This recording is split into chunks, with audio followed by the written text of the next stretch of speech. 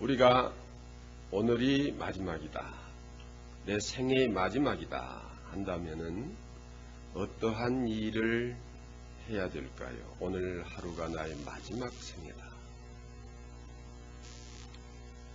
요한 웨슬레 목사님, 즉 영국의 감리교 창시자인 그 목사님은 매일 아침에 일어나면 오늘이 나의 마지막 생애다, 그렇게 생각하고 오늘 내가 하나님께 부름을 가는 날로 생각하고 오늘을 어떻게 살 것인가, 그런 항상 중심을 가지고 살았다고 합니다. 또 설교를 하실 때도 내가 지금 하는 설교가 내 생애의 마지막 설교다, 그런 자세로 설교를 하심으로써 많은 은혜를 끼쳤다고 합니다. 그래서 더러는 유언을 작성하는 그런 운동을 하는 그런 단체도 있고 그런 분도 있습니다. 아직은 내가 건강하고 아직은 젊어서 오래 살 수 있다고 객관적으로는 자신할지라도 언젠가 죽는다고 하는 것을 전제해서 내가 죽었을 때 나는 어떠한 말을 남길 것인가, 그러한 예정을 하고 예상을 하고서 유언을 미리 작성하는 그런 사람도 있답니다. 그래서 그런 유언을 작성할 때에 사람이 숙연해지고 진실해지고 과연 보람된 삶이 무엇인가, 내가 어떠한 말을 남길 수 있겠는가 깊이 생각하게 된다고 하는 것입니다. 인류 역사상 가장 위대한 인물은 모세라고 말할 수 있습니다. 물론 예수님은 우리와 차원이 다른 하나님의 아들이시요 우리의 구주이시기 때문에 예수님을 평범한 다른 인간과 동격으로 취급하는 것은 모순이기 때문에 예수님을 제하고 우리 인간 역사상에서는 가장 위대한 인물이라고 모세를 평가하고 있습니다. 그 업적은 대단히 큰 것입니다. 모세는 하나님께서 직접 대면하여 명백히 말씀하시고 은밀히 그에게 말씀하시지 아니했다고 하셨고, 그 이유는 모세가 하나님께 충성스러운 사람이었기 때문에 그랬다고 했습니다. 너희 중에 선지자가 있으면 내가 꿈으로나 이상으로나 그에게 나타내지만 내 종 모세에게는 그렇지 아니하니 그에게는 내가 명백히 말하고 은밀히 하지 아니하였다 하고 말씀하셨습니다. 모세는 이렇게 하나님과 가장 가까운 관계를 유지했던 사람이고 하나님을 직접 대면했고 하나님의 말씀을 듣고 그 말씀을 기록해서 오늘 우리에게까지 이 말씀을 전해준 위대한 사람입니다. 그가 생애를 다 마치는 순간에 모세의 생애는 광야에서의 40년까지의 생애였습니다. 이제는 가나안 땅을 점령해 들어가는 그 순간에 웬만하면 하나님께서 모세야 그동안 120년 동안 여러 가지로 수고를 많이 했구나. 이제는 좀 편히 쉬다가 내게로 오라. 그렇게 말할 법도 합니다. 그러나 모세는 부름을 받기 직전에 하나님께로부터 중대한 사명을 받았습니다. 그것은 그동안에 했던 그 어떤 사명 못지않게 중요한 것이라고 말할 수가 있습니다. 우리가 임종이 가까워졌다고 생각해 보십시다. 여러 가지 일들이 있겠지만은 내가 임종을 앞두고 무슨 일을 제일 먼저 꼭 마무리해야 할 일이 있겠는가? 아마 제일 중요한 일을 선택하지 않겠습니까? 하나님께서 모세에게 명하신 그 사명과 또한 오늘 우리가 가장 중요하게 여겨야 할 그 사명과 일치하는 것이죠. 모세에게 이스라엘 자손의 원수를 미디안 사람들에게 갚으라 이렇게 말씀하셨습니다. 자, 어떻게 보면 성경이 모순이 많은 것 같아요. 어디에서는 원수를 갚지 말라. 원수가 줄이거든 먹이고 목말라 하거든 마시우라. 너를 핍박하는 자를 축복하고 저주하지 말라. 이렇게 말씀하시기도 하고 또 오늘 본문의 말씀에서는 원수를 갚으라고 갚되 보통 갚는 게 아니라 아주 진멸시키라고 씨를 말리라고 그렇게 또 명령을 하십니다. 좀 모순이 있는 것 같기도 하지만은 여기에는 다 일치하는 하나님의 깊은 진리의 말씀인 줄 압니다. 모세는 가나안 땅을 앞에 놓고 바라보면서 그 땅에 들어가지 못하고 하나님의 부르심을 받아야 할 수밖에 없는 그 시간이었습니다. 또 인간적으로 보면 참 안타깝습니다. 120년 동안 수고를 많이 해서 마지막 광야에서 그 고생을 다 했는데 젖과 꿀이 흐르는 땅을 들어가지 못하고 죽어야 하는 그 시점에 있는 모세를 생각할 때 인간적으로 보면은 참 비참할 수도 있을 것입니다. 그러나 하나님께서는 모세의 생애를 광야에서까지 끝나도록 정하셨고 그 생애의 가장 중요한 일을 마지막 하도록 명령을 하셨는데 원수 갚으라고 하는 것입니다. 미디안을 쳐서 원수를 갚으라 했습니다. 그래서 모세는 각 지파에서 1000명씩 뽑아서 용사들을 뽑아서 12,000명 군대를 편성케 하고 나가서 싸우게 하되 제사장을 앞세워서 나팔을 불며 그 나팔 신호에 따라서 모이기도 하고 흩어지기도 하고 이리저리 그 군대가 작전상 움직일 수 있도록 그렇게 지휘를 하면서 미디안을 공격하게 됩니다. 이 미디안은 아브라함의 자손들입니다. 아브라함의 후처인 그두라의 여인을 통해서 난 사람이 미디안이고 그 미디안이 다시 이제 5 아들을 낳아서 5 종족이 되고 5 왕이 있게 됩니다. 어떻게 보면 다 같은 형제들입니다. 이스라엘 백성들과 형제들입니다. 그런데 하나님께서는 이 미디안을 치라고 하는 것입니다. 또 모세와는 어떤 관계냐면 모세의 장인이 미디안의 제사장입니다. 이드로라고 하는 제사장입니다. 장인이 미디안이라면 두말할 것 없이 부인도 미디안 여자입니다. 자, 처가 쪽이요. 또 가서 칠 사람들이 다 사돈들이에요. 가깝게는 처삼촌들이 있을 것이고 방숙도 있을 것이고 하여튼 뭐 다 혈족 관계 아니겠습니까? 그러나 하나님께서는 그들을 치라고 하는 것입니다.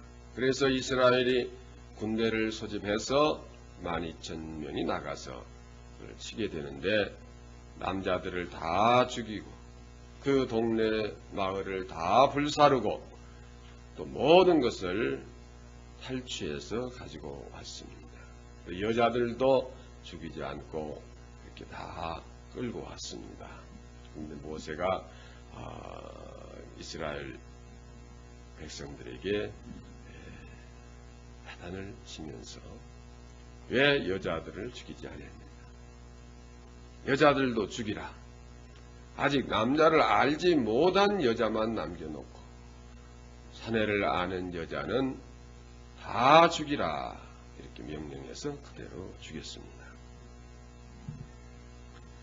참 잔인하죠. 전쟁을 해서 저쪽에서 항복을 하거나 저쪽에서 패하게 되면은 이제 그 정도로 끝나고 항복을 받아내고 끝나고, 또 여자들이 무슨 죄가 있습니까? 여자들 살려두고 그랬어야 되는데 하나님의 명령에 의해서 모세는 여자들까지도 다 죽이라고 했습니다. 다만 남자를 아직 알지 못하는 어린 여자들만 남겨두라고 했습니다. 사내를 아는 여자를 죽이라는 의미는 뭡니까? 남자를 다 죽이고 사내를 알 여자를 죽이라는 의미는 다시는 미디안의 후손이 나올 수 없도록 미디안의 씨를 말리라, 그런 표현과 같습니다. 여자라 할지라도 사내를 안 여자는 아이를 낳을 가능성을 가지고 있지 않습니다. 겉으로 보기는 잘 몰라도 임신 중에 있는 자들도 있을 수가 있습니다. 그러면 후에라도 미디안의 후손이 다시 나올 수 있다고 하는 것이죠. 좀 잔인하게 느껴지기도 하지만은 진멸하라, 완전히 그들을 제거하라고 하는 것입니다. 그리고 그 외의 모든 탈취물은 이스라엘 백성들이 이제 나누어 가질 수 있도록 그렇게 규정을 정하고 있습니다. 자, 여기 미디안은 어떠한 존재이기에 하나님께서 이렇게 잔인하게 진멸하라고 하고, 또 지금 부름을 받아 하나님 앞에 지금 가야 할 모세에게 꼭 그 일을 하고 오도록 그렇게 최후의 명령을 하시는지, 그 문제가 얼마나 그렇게 중대한 문제이기에 주님은 그렇게 하시는지, 그동안 수고 많이 했는데 좀 편히 있다가 오너라 그렇게 하시지 않고, 여러분 전쟁이라는 게 쉬운 게 아니잖아요. 칼 들고 창 들고 활 들고 나가서 싸우는 그 병사보다는 이 군대를 전체를 지휘하는 책임자인 모세가 더 고통스럽고 힘들고 그런 거 아니겠습니까? 회사에서 힘써서 일하는 그 직원보다는 의자에 앉아서 이렇게 저렇게 계획하고 전화하고 뭔가를 생각하는 그 사장님이 더 힘든 것입니다. 다시 말하면은 이제 그동안 수고를 많이 한 모세를 하나님께서 그 엄청난 또 고난을 겪고 마지막 생애를 마치도록 그렇게까지 하신 것이 무엇이냐. 거듭 반복해서 말씀드린 이유는 그 사안이 대단히 중대한 사안으로서 오늘 우리를 향하여 하시는 말씀이요, 오늘 우리가 그러한 사안에 대해서 소홀히 여겨서는 절대로 안 된다고 하는 것입니다. 그러나 우리가 그러한 문제에 대하여 대수롭지 않게 살아가고 있는 현실인 것입니다. 이스라엘 백성들의 입장에서 그동안 광야에서 많이 힘들게 지냈으니까 미디안 백성들 그냥 내버려 두고 빨리 가나안 땅 정복해서 들어가면 되지. 우리의 목표는 저 가나안 땅인데 저까지 미디안 족속들 그냥 내버려 두고 가면 됐지. 왜 또 거기 전쟁을 해야 됩니까? 그렇게 반문할 수도 있습니다. 또 모세 입장에서 하나님, 미디안 족속들 중에 제 장인도 있습니다. 제 처가 식구들도 많습니다. 다 우리 또 형제 아닙니까? 어떻게 진멸하라고 하십니까? 그냥 지나가면 안 되겠습니까? 우리 가나안 땅 들어가 버리면 끝나는데 그 광야에 있는 미디안 족속들 이제 우리와 상관없는데 그냥 들어가면 안 되겠습니까? 이렇게 타협할 만도 하지만은 모세는 절대 타협한 적이 없고 하나님께서도 또한 이럴까 저럴까 생각을 바꿔보신 적도 없이 진멸하라고 하신 것입니다. 이 미디안은 이스라엘 백성들이 범죄하도록 만든 족속들입니다. 여자들을 통해서 이스라엘 백성들을 유혹해서 그들이 간음함으로 하루에 24,000명이 죽게도 만들고 연병이 발생해서 이렇게 24,000명이 죽게도 했고 발람을 내려다가 이스라엘을 저주하게 하고 그들에게 올무를 놓아서 넘어지게 하고 가나안 땅에 들어가려는 이스라엘 백성들을 저지하는 백성들이었습니다. 한마디로 말하면은 범죄하게 만드는 요소들이었다고 하는 것입니다. 하나님은 죄와 관계된 것을 철저하게 제거하시는 하나님이십니다. 이스라엘 백성들의 입장에서는 대충 지나갔으면 좋을 뻔하기도 합니다. 지나간 일이고 우리 가나안 땅에 들어가 버리면 별거 아니니까 그 수고스럽게 전쟁할 거 없지 않겠는가 그렇게 생각할 수도 있는 사안 같아도 하나님은 절대로 죄에 대해서는 용납을 안 하시는 분이십니다.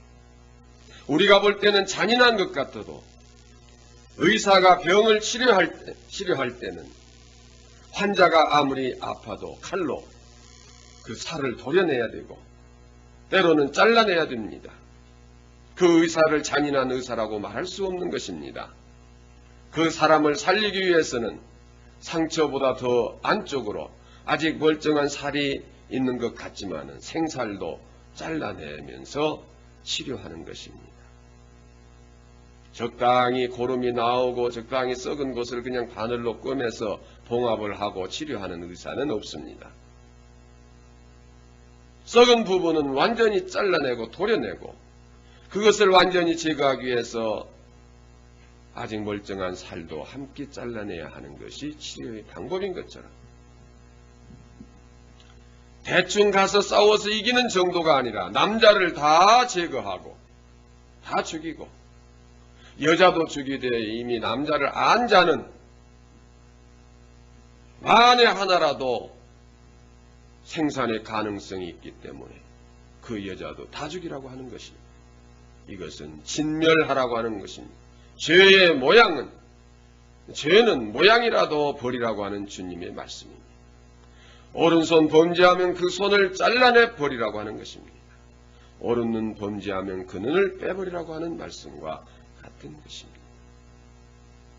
모세가 하나님 앞에 부름을 받고 가는 그 순간 참 중요한 시간입니다. 이 시간에 제일 중요한 것을 하나님 앞에서 하고 가야 된다고 하는 것입니다. 이것은 오늘 우리가 살아가는 데 있어서 가장 중요하게 여겨야 할 사안이라고 하는 것입니다. 우리는 적당히 죄를 덮고 지나가려고 해서는 아니 됩니다. 적당히 감추고 지나가려고 해서도 아니 됩니다. 하나님께서 지나고 보니까 하나님께서도 잊어버리신 것 같고 하나님께서도 그거 이제 생각 안 하시는 것 같고 그거 나도 잊어버리고 하나님도 잊어버리고 지나간 것 같다. 그렇게 느끼는지 모르지만은 우리 속감에 고름이 살되지 않습니다.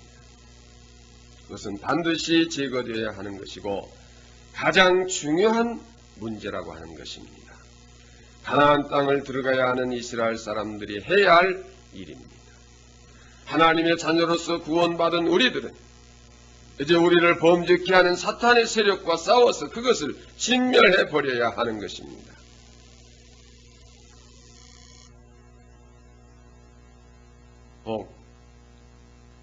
우리가 여담으로 그런 표현도 해봅니다.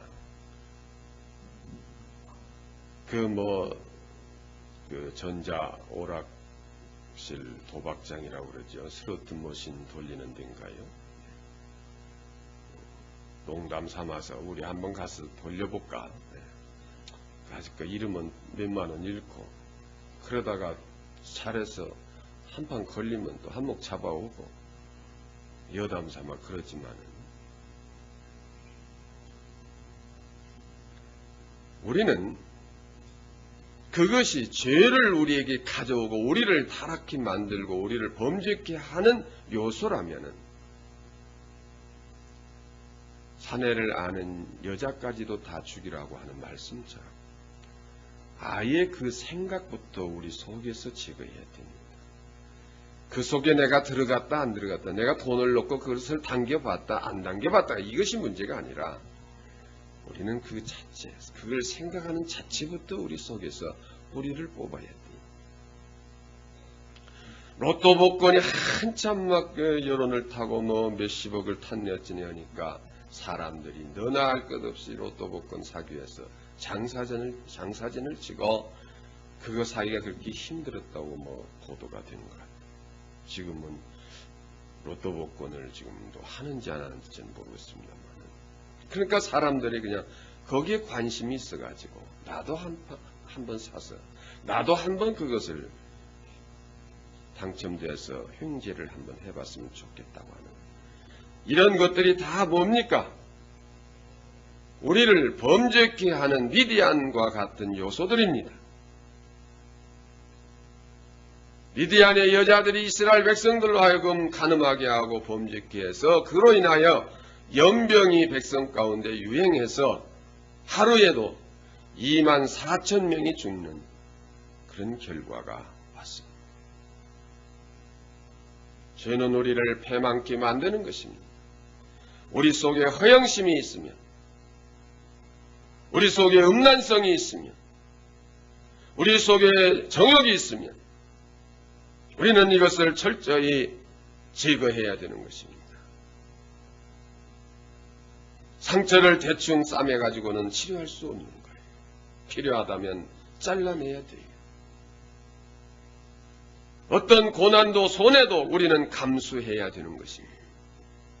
그럴 때에 적과 꿀이 흐르는 땅이 진정으로 내 것이 또한 우리의 것이 되어질 수 있습니다. 미디안을 제거해야 하는 것이 하나님의 명령이고 모세의 입장에서는 마지막 최후에 해야 할 중대한 사안이고 그것은 오늘 우리들이 살아감에 있어서 반드시 해야 할 그 어느 것보다도 중요하게 여겨야 할 하나님의 명령이라고 하는 것입니다. 우리는 자녀들을 그렇게 길러야 됩니다. 미디안의 올무에 빠지지 않도록 자녀들의 심성 속에서 미디안의 요소가 보이면 그것을 철저히 잘라내 줘야 합니다. 갑이라고 하는 사람은 이스라엘이고 을이라고 하는 사람은 미디안이다, 그렇게 보자는 게 아니에요. 김아무개라고 하는 한 사람 속에 미디안이 속에 들어있다고 하는 것입니다. 어려서부터 눈속임을 하고 어려서부터 교만해지고 어려서부터 가증스럽게 그 속에서 자라나는 싹들이 있어요. 범죄하게 만들 요소들이 자라나요. 그것이 어른들 눈에는 잘 보이지 않습니까? 우리는 그것을 잘라내줘야 돼요. 제거해줘야 돼요. 그런데 하나님께서 우리들을 보실 때 우리 속에도 마찬가지 그러한 미디안의 요소들이 우리 속에 있다고 하는 것입니다. 게으름의 속성이 있습니다. 교만의 속성이 있습니다. 자만과 욕심의 속성이 있습니다. 음란의 속성이 있습니다. 살인의 속성이 있습니다. 미디안들이 우리 속에 자리 잡고 있다고 하는 것입니다. 그것이 멀리 있는 게 아니요. 그들은 나의 장인이요, 내 부인이요, 내 처가의 식구들이 되는 것입니다. 모세의 입장에서 보면 그렇습니다. 우리 자신의 심령을 한번 살펴보면서 내 속에 제거되지 아니한 미디안이 있지 않는가? 내 속에 나를 범죄케 만드는 요소가 있지 아니한가? 나를 하나님께로부터 멀어지게 만드는 불의한 요소들이, 사탄의 역사들이 내 속에 있지 아니한가? 우리는 그것을 제거하되, 남자를 다 제거하고 사내를 안 여자까지 다 제거하라고 하신 하나님의 말씀처럼 죄는 모양이라도 버려서 하나님 앞에 경건하게 진실하게 살아가는 우리 모두가 되시기를 주의 이름으로 축원합니다.